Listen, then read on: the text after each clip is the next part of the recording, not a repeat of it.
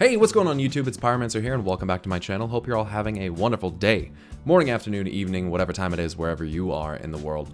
And today we're going to talk about, yes, finally, as it's been insanely requested, we're going to talk about the Winter Queen and her sister. Meet the EC9, a durable and easy to assemble electric height adjustable desk by FlexiSpot. A clean, ergonomic, and affordable solution for your home office or gaming space, the EC9's simple 2-button height adjustment can take your workflow to the next level, without sacrificing comfort or a small footprint. With its nearly silent electronic motor, you can quickly make small or large adjustments. Very few cables, a power adapter mount, and steel frame make this a minimalistic and easy to assemble desk for any user. It took me roughly 10 minutes, which is quite good considering my main desk took an hour. Shout out to anybody who remembers that stream. That's old school. At $299 USD, the EC9 is a very competitively priced desk, especially considering the build quality, and I'm not joking guys, this thing is sturdy. Using my special link down below, alongside promo code XMIS45, you can save a total of $60 on any FlexiSpot desk. Subscribe to Pyromancer, by the way. I heard he's a pretty swell guy. With 2 color options to choose from and many optional accessories, FlexiSpot provides you with everything necessary to have a healthy and efficient space for all your needs. If you'd like to support me and the channel, make sure to use my special link in the description down below. Alongside promo code XMIS45, you can save a bunch on your desk, as well as, most likely, free shipping. Check out the FlexiSpot EC9 height adjustable desk with the link in the description below. Thanks again to FlexiSpot for sponsoring today's video, and thank you guys for listening.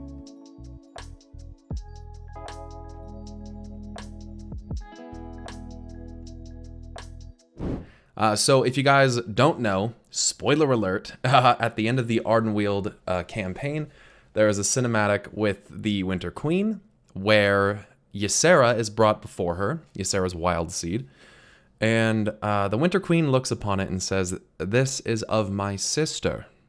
Why have you brought it to me?"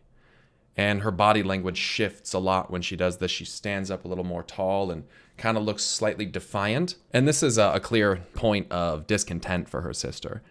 And later on in the cinematic, she also says, why would I help, my sister's pet? Right? Like, why would I do that? She obviously doesn't like her sister, for whatever reason that might be. The lore crafting community just kind of exploded after this, and I've heard a lot of different opinions about 2 main options, and I really think that there's only 2. There's a third one that's been thrown around, and it just seems silly to me. So people are wondering who's her sister. Well, when I saw the cinematic, if you guys have seen my cinematic reaction, I think it's quite evident who I think her sister is, right? And as far as what makes them a sister, or how that familial relationship might work, we don't really know. But think about the Pantheon. Amenthul calls Sargeras brother, right? The Primus calls Zoval his brother as well. We hear about my sister, the Archon, or the Winter Queen, right? They speak about one another with these familial terms. And I just find this very interesting, but we don't really know exactly how that works. If you were to look at the family of the Greek gods, in some cases it's rather defined, and for others it's a little wishy-washy, I suppose. But regardless of that, for me, who the Winter Queen's sister is seems pretty cut and dry if we go by established lore. I know, Pyromancer going by established lore, that's incredible. What an insane thing. Although I feel like I do more than people sometimes realize. But that's okay though. To me, it's very clear. The Winter Queen's sister is EONAR. It has to be, to me. But I'm going to entertain the other ideas because why not? There's other ideas going around and I don't think it's fair to just completely shut them down. So here's why I think it's EONAR. Because when the Winter Queen says, "This is of my sister," my sister is the origin of this thing. This is of her. So this is like a descendant of her. And it's known, and it's quite commonly known, that the creator of Ysera, in essence, is EONAR, because EONAR gifted her power to Freya, right? One of the keepers of Ulduar. And then through banding together, those entities, those keepers, granted their power to the dragon aspects, right? And I think it was originally written that the Titans gave their power directly to these dragon aspects. In a sense, that kind of could have happened, especially if the servants of the Titans are like mind controllable, if that makes sense. Like if they're an extension of the Titans themselves. Like if EONAR could exert her will and influence upon Freya, then it could still stand to reason that in a sense that was the case.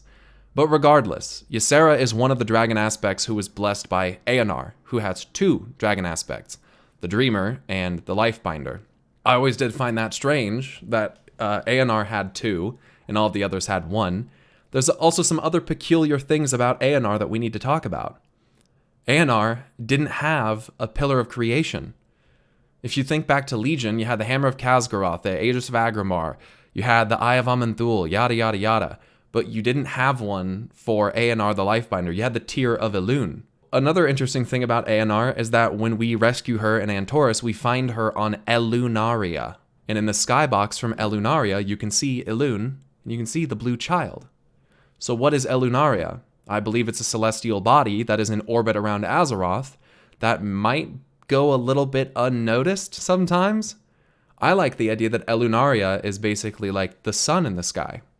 Light is life and life is light, and it's literally producing light in the sky and giving life to things on the planet. It wouldn't blow my mind if ELUNARIA was our sun, and if the blue child was in some way related to the Winter Queen. But she's on ELUNARIA in a place called the Illyrian Sanctuary. And ELUNARIA reminds me quite a lot of the Emerald Dream. It also wouldn't blow my mind if the Emerald Dream is in some way tangentially linked or quite literally is on ELUNARIA. So there's already a clear connection between EONAR and Elune. EONAR is missing her pillar of creation, and in substitution for that you have Elune. Here's what I think. I think that in some cosmic sense, EONAR and the Winter Queen are sisters. And I think that, once again, EONAR's kind of exertion of power over the dream and the Winter Queen's exertion of power, or extension of herself even, over Ardenweald, in the fact that they are quite literally reflections of one another, connected to one another, as we know that Ardenweald is like the dark reflection of the dream. There's another link there too. Think about this. The legendary item from Ardenweald is literally called the Echo of EONAR. Like, what the fuck? There's obviously some connection there with EONAR to Ardenweald. Like, of anything that they could pick, Echo of EONAR. That's what it is. Nice. That's very cool. Like, if you take the 2 models and you put them side by side and you invert their color palettes, they basically turn the color of the other one. Like, you have this, like, Winter Queen with, you know, this winter and, like, withering and, like, the resting period. And then you have EONAR, who's, like, growth and summer and, like, you know, sprawling life, right? Like, there are 2 sides of, like, a very similar thing. It just seems too obvious to me. And then when we know, again, in established lore, that Ysera comes from EONAR. I just don't know why we would choose to be ignorant of that for the sake of, like, pushing Elune type stuff. So then the question for me becomes, well, then who is their mom? Well, that's where the other theories from these other people kind of start to wither for me, no pun intended, is I think Elune is probably their mom. Like, if I had to take a shot in the dark and guess who the mother of the Winter Queen is and who the mother of EONAR is, I'd probably have to guess Elune. And it makes sense to me because I could see EONAR and the Winter Queen, to an extent, being on a similar power level in their natural state of being, right? Like, if Ardenweald is absolutely flourishing and the Winter Queen has anima at her disposal like she's supposed to, and if EONAR is able to exert her influence in whatever probably sketchy way that is, then I think that they're probably relatively equal in power. Now here's another thing. When you think about thematically the Winter Queen, I doubt that's actually her name, so I'm curious what her real name is. And some people will ask me, well, do I think she's Elune? I feel like probably not. Like, I feel like Elune is still, like, the mother of them. And then touching on Elune once more, the Winter Queen has some dialogue after that cinematic where she says something along the lines of her sister being very vengeful, But I think this could be a little red herring thrown in there by Blizzard, unless we're just going to throw out the established lore about Ysera, which could happen. Like, we could just get a flat-out retcon that Ysera does not stem from EONAR. Like, that could be coming. Or we could get some additional context to it, as I always say, where we're getting more information. It's not a retcon. It might just be a retcon. But this vengeful reference makes people think about Tyrande and being like the hand of vengeance and the hand of like wrath of Elune, right? Well, sure, right? But that seems almost too obvious. And sometimes the obvious answer is the right answer. Like the rune carver, which we're going to talk about in a different video. Sometimes the obvious answer is the right answer, but sometimes it's not. Sometimes you get a little red herring thrown in there. But again, based on what I've said far before any of this Shadowlands stuff came out, I do think that EONAR is quite vengeful. And I do think she has a lot of hatred in her heart. And I think that she can be quite vitriolic and envious and proud. Because that's kind of how the Titans are. There's also theories running around about how she could have infiltrated the Titans and she's not actually a Titan. I wouldn't go that far. We just don't have we don't have proof. We don't have proof of that. She takes the same astral form that the other Titans do when they appear on the seat of the Pantheon. We just don't have any proof that she's anything other than a Titan. But does that make her not vengeful or hateful towards someone like Sargeras, who's going around the universe eradicating life? I bet EONAR could be quite vengeful, and she might do some things to try to get back at Sargeras or to try to have thwarted the efforts of death that might have actually fucked the Winter Queen over. Maybe the Winter Queen knows that EONAR holds no regard or respect for the idea of balance or like a cycle. Maybe EONAR has kind of like thrown that out the door. I don't think that's far-fetched. I mean, EONAR basically deciding, no, fuck death. Fuck all of that. I'm doing my own thing. We're going to protect life and fuck your part of the cycle. I could totally see that. It's not that far-fetched of like a god or goddess to make a decision like that in fantasy. It's like they make some goddesses and gods make selfish decisions all the time. Some gods are terrible, like Zeus. Horrible guy. Zeus is a fucking shithead.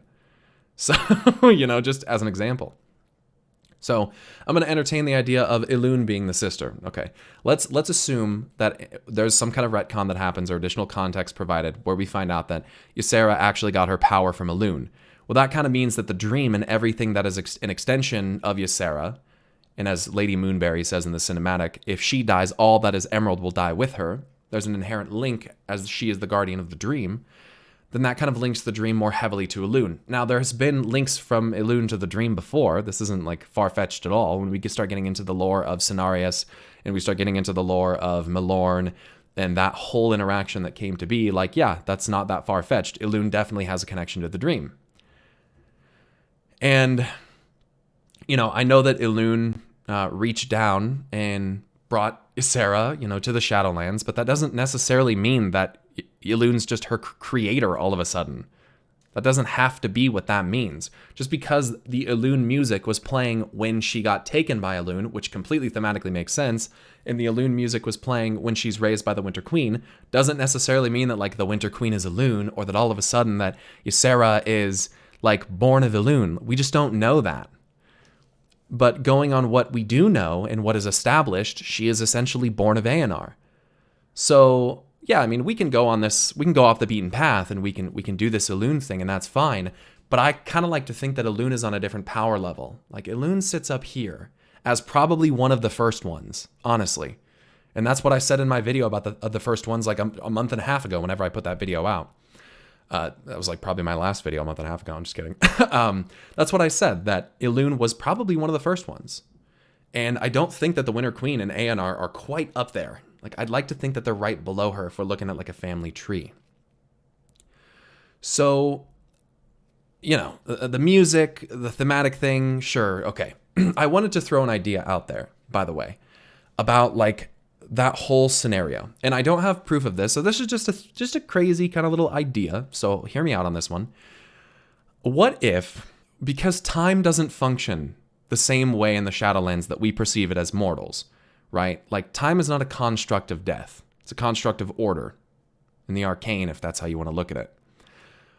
What if this whole Elune thing that's happening in this parallel between the Ysera dying cinematic and Elune taking her, and Ysera being reborn in Ardenweald, what if that stuff literally is happening like at the same time? What I mean by that is, when Ysera essentially becomes like Nightmare corrupted and is like struck down, she is immediately taken there by Elune. And in the moment that she's taken by Elune, while experiencing this terrible nightmare and dying before being cleansed, what if that moment when Elune takes her is the moment when the Winter Queen brings her back? I know that sounds weird because it sounds like this overlap of time, but think about the fact that while in her wild seed, she's having these horrific nightmares and just reliving the moment of her demise. I think it would be quite interesting, and again, I don't have any real like proof for this, but it's just an idea. I think it'd be quite interesting if, as she's moving through this, as she's like in this transitory state, it's like time ceases to function like we know it. And the moment when Elune is grabbing her and pulling her into the sky is actually the moment where she's being reborn in Ardenweald. And I know that the time doesn't line up, right, for like how we would perceive time, but I think that'd be very interesting as like Elune serving as like a gateway where this whole thing happened, but it's not abiding by the rules and laws of our perception of time. I think that'd be really interesting, and I think that the parallels there could make a lot of sense if essentially we're helping, Ysera overcome these emotions and these horrific nightmares, and it's all actually happening kind of synchronously, or however you'd like to say that, in a synchronized manner. Anyway, I just thought that was a neat idea. Some other things to touch on with Ysera. Now we see her with these blue eyes, and she's basically a blue eyes green dragon. Blue eyes white dragon, just kidding.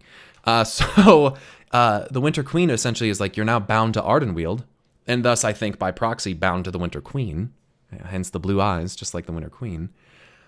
And now she will, whatever fate befalls Ardenweald will also befall Ysera. And this obviously took a shitload of anima for the Winter Queen to actually resurrect her. So this is quite a monumentous occasion that's gone on here. This is wildly important, and so my Demon Hunter is actually Night Fae, so I can experience the rest of the story, because we're supposed to learn, obviously, more about this. But again, when we look back to this, EONAR is the obvious choice for me. EONAR, it has to be EONAR. Let the Elune stuff come in time. Let her be a more grandiose revelation. Let her be a bigger part of what's going on here. Because I don't think that she's on the same power level. I think she's above these other two. So that's my thoughts on that. So thank you guys for waiting patiently for this video. I appreciate you listening.